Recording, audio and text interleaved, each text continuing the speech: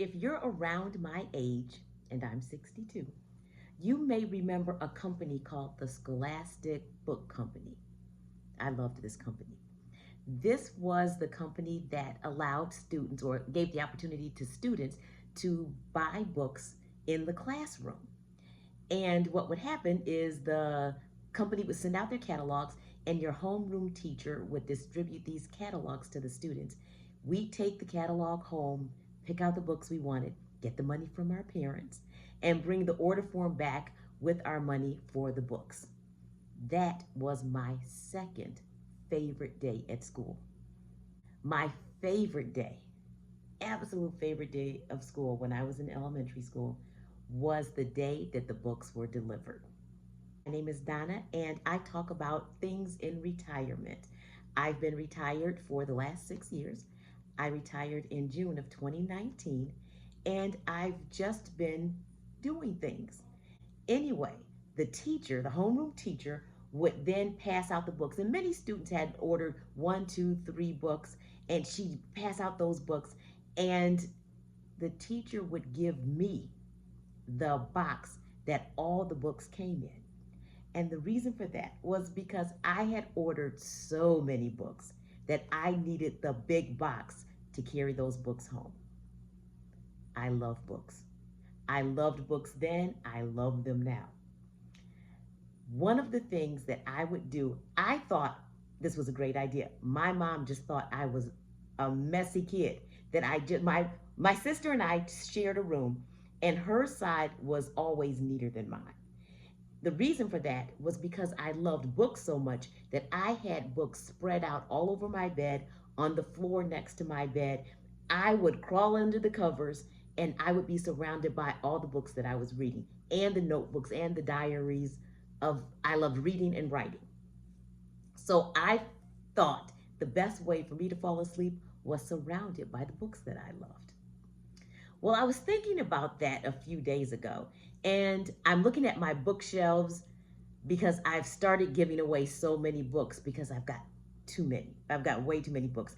What I wanted to do in this video was share with you just a few of the books that are on my bookshelf, because I think books tell us a lot about the person, who you are.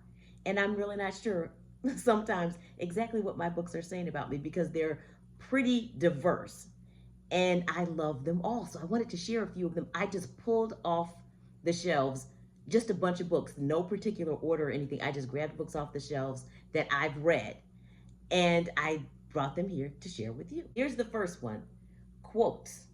Quotes that will change your life. And this was edited by Russ Kick. I think that quotes can take expansive ideas and thoughts and condense them into the perfect way to describe that idea.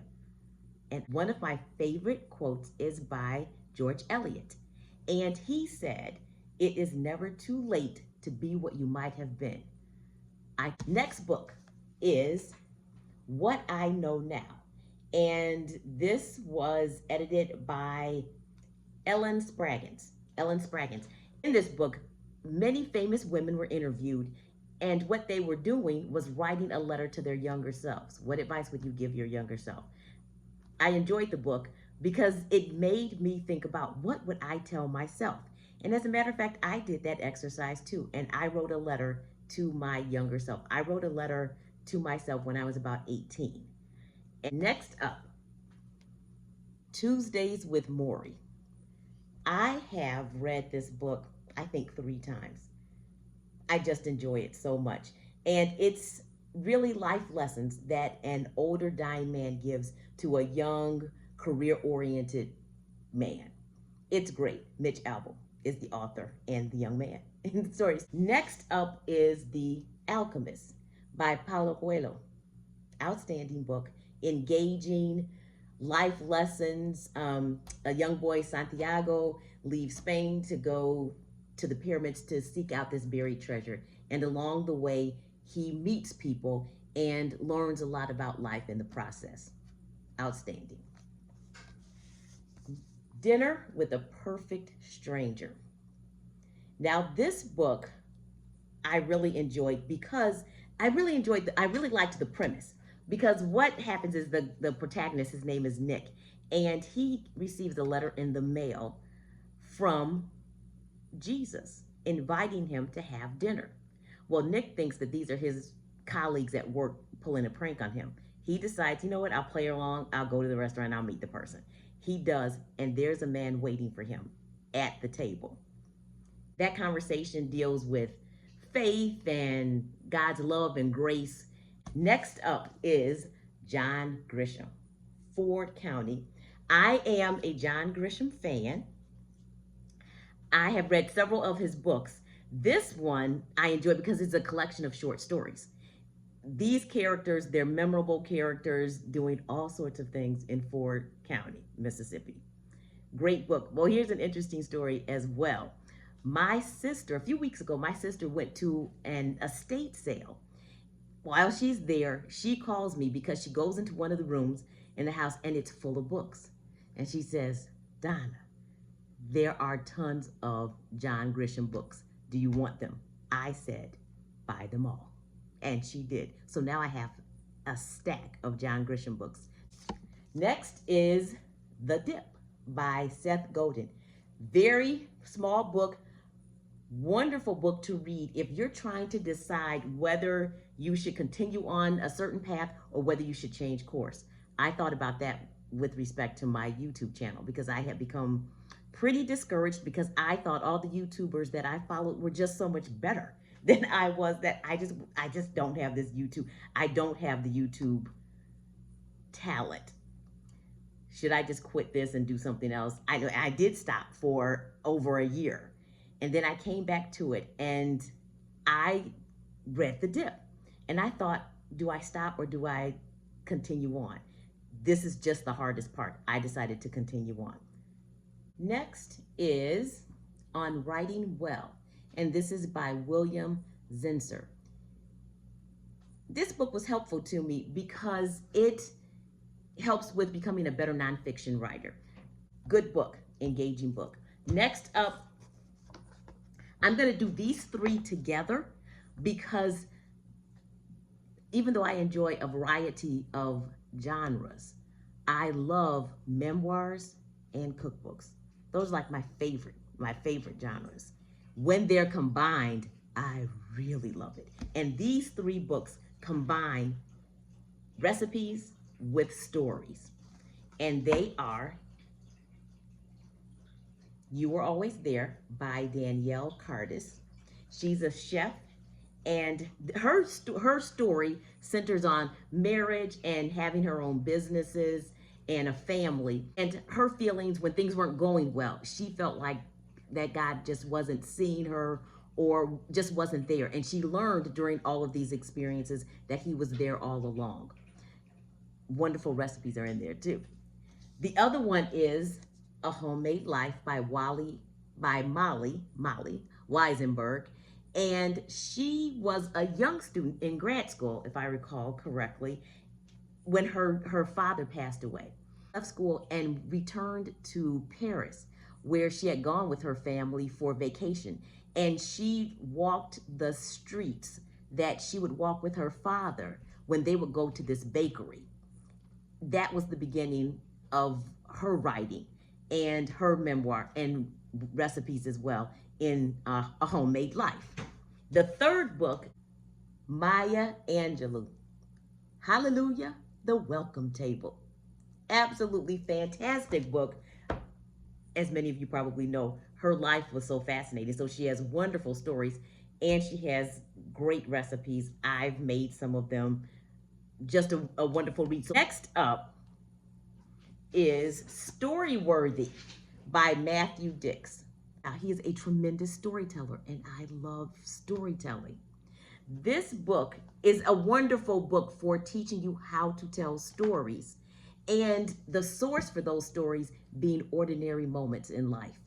This is how I've thought too. Many people probably think this way, but I always think my life's not interesting enough.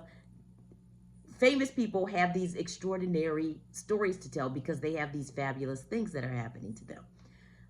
Matthew Dix says the most ordinary stories are the ones that most people connect with, and those ordinary moments happen to everyone. And he teaches you in this book how to find those moments. Great book. Next up is Atomic Habits by James Clear. I have followed some of his advice and it has been really helpful.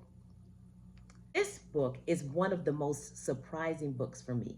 It's called My Utmost for His Highest by Oswald Chambers. Now, the reason why this book is so fascinating to me is because my Uncle John, who passed away the month before I retired, we were extremely close. His wife, my Aunt Lois, told me to come over and pick whatever books I wanted from his book collection. This was one of them. Obviously, you don't know my Uncle John, but if you knew my Uncle John, you would be really surprised that he had this book. Anyway, this book is a daily devotional written by Oswald Chambers. He was a minister in the 1800s, and he would do these talks to students and to men in the military of encouragement. And this book is a compilation of many of those talks that he gave to those people. My uncle had this book. Now, it is fascinating. I have started reading it, but the relationship that I had with my uncle and this book has just been so enlightening for me. So anyway, My Utmost for His Highest by Oswald Chambers. In retirement, I've gone back to learning Spanish. Two of the books that I use all the time. This one, 501 Spanish Verbs, outstanding book. This is the latest edition, but I had an older edition over 20 years. It has virtually every verb you'll ever use in Spanish, conjugated in all, I think there are 14 tenses. Conjugated. It's a great book, a great resource. And the other one is this one, Cuentos Populares del Mundo. It's a book of fairy tales from all over the world. Now, the reason why these are wonderful stories is because in Spanish, unlike in English we use the simple past tense, but in Spanish you use the past tense and what's called the imperfect tense. And that's when you're talking about the past, but the start of that action and the end date are uncertain. So you use the imperfect tense, which is difficult for us English speakers to recognize because we don't do that. Fairy tales are in the past and they're over long periods of time. And the other thing with the imperfect tense is that you're using it in a descriptive way. Fairy tales are the perfect resource for learning about the imperfect tense. So I use this all the time. The next book is huge. I've had this book for over 30 years, and it is Sherlock Holmes. Sherlock Holmes. I got this book when I graduated from law school. So this is 1991. My sister and I went to London and Scotland for a vacation. I had to have this book when I was there. It feels like it weighs 20 pounds. It doesn't, but that's what it feels like. I've had this book for over 30 years. I love this book, Sherlock Holmes. And then the last book that I want to share with you is my smallest book, and it is the U.S. Constitution. Those are just a sample of my books. Now, what does that say about me? I'm not really sure. Who am I? I don't know. I like a variety of genres.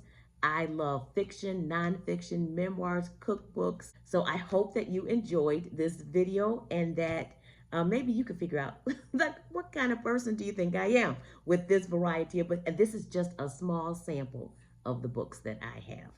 If you enjoyed this video, please like it, and I would be delighted if you subscribed to my channel. I will see you soon. Take care. Ciao.